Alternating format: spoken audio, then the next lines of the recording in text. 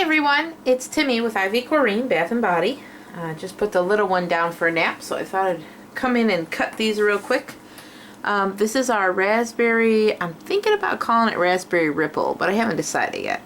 But that sounds good to me, and it does smell like raspberries. It actually smells more like fresh raspberries than anything I've ever smelled before in a raspberry scent. Because it has the tart, but it also has the sweet. It's beautiful. And there's our glittery top there. On the side, you'll see it on the inside too, our white isn't very white. I don't think I used any titanium dioxide at all when I did this, and because this is a hemp oil, it's got more of a green tone to it than just white.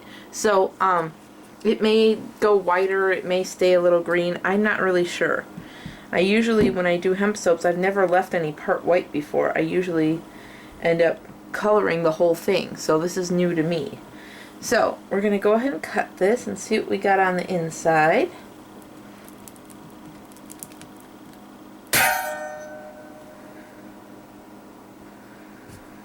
And here's our, ooh, that's cool. We have here, this is the pink layer I did, and then I was going to start kind of sticking it on and swirling it, but in the end I was like, oh my gosh, what am I doing here? I couldn't figure out, so I just left it. I just fill it in with white, so I have a pink and a white layer and then all the swirled together. The swirl is exactly what I was going for, but I just didn't know if it was going to come out right, so I got nervous and I didn't know. But I like the white line anyway. That's okay with me. That came out cool. We do have a few air bubbles here and there. Most of them ended up on the side, and they're really small, like this. There's a couple of bigger ones. But it's really not bad. Wow, that is so beautiful. I am so happy with that. Happy. That is so awesome.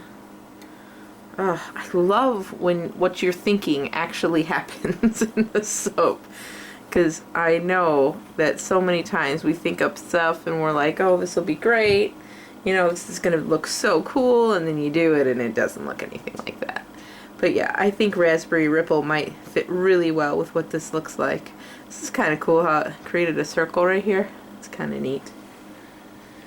And we got on the top here, I don't know if you were still on video when I decided to add the glitter. But it almost muddied on the top just from me swirling the top.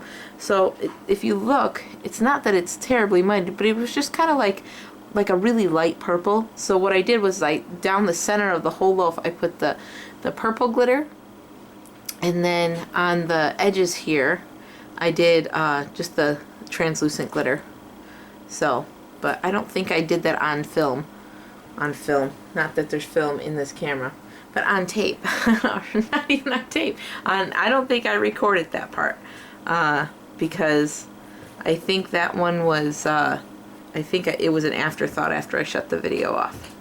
But yeah, I am loving this, and I love how the purple came back, because my purple kind of faded out when I added it in, and I thought, oh, I didn't mix enough purple. You know, I wasn't thinking ahead enough, and I ended up making more purple than I was planning on it. So I thought, oh, well, I ruined that.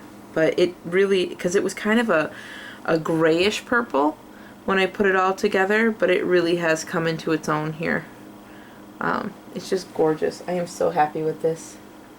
And I love the texture of the top on this. This is like one of my favorite, if I'm going to texture the top, it's like my favorite way to do so. I love a bar that's just straight across the top and it's just flat. It's just, I love that. But if I'm going to do something, this is like my favorite way to texture. I just think it makes the soap look kind of creamy and decadent.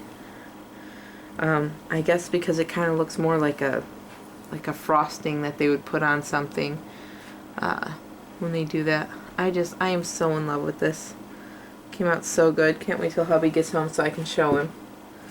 I send him pictures on his phone while he's at work, but he doesn't always check that until late at night. So sometimes he'll give me a call around like 10:30, 11 at night and be like, oh, I just got the picture. I'm like, I sent it at 2 o'clock. And like, oh yeah, well, I just looked at my phone for the first time today. So just kind of depends. But it's nice for him to still see it up close, because then, you know, this scent really smelled really, really good when I mixed it in, but it has gotten so much better. It's just the tartness in there really came out. It was very sweet when I first mixed it, and I feel like a lot of that faded off, and it's not nearly as sweet. And so you get this tart kind of, it's definitely a tart raspberry, but I think it has like a hint of lemon in there. Just a touch. And it just smells so fresh and so clean, but raspberry at the same time. So I'm going to check my wires. I could tell one of them was off a little bit when I cut that last one, because I neglected to check it before. So those end ones are giving me grief. There we go. Alright, so we're going to cut the other half of this now. Not even a half, the other quarter of it, I guess, or a third. Alright, let's see here. No, but this one came out really well.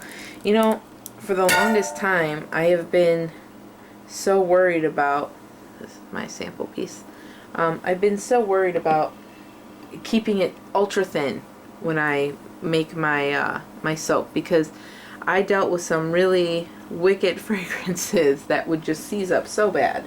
So for the longest time, I've been scared to death to get it past a certain point of trace, because I just wasn't having any luck with it.